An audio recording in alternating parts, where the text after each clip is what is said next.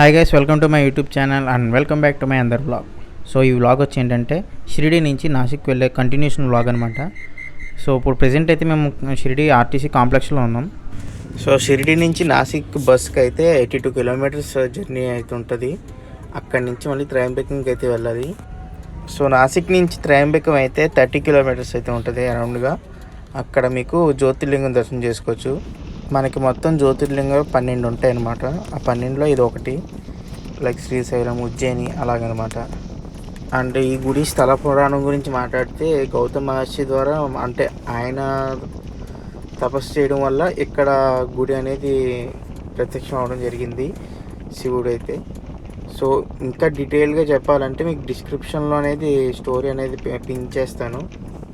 And ఎక్కడెక్కడో నదులన్నీ కలిపి మన గోదావరి డిస్ట్రిక్ట్స్లో జీవనది అయిన మెయిన్ నది అయిన గోదావరి నది ఈ త్రయంబకంలోనే మనకి స్టార్ట్ అవుతుంది అనమాట. అంటే ఇక్కడే జన్మించిన స్థలం అంటారు, గోదావరి జన్మస్థలం.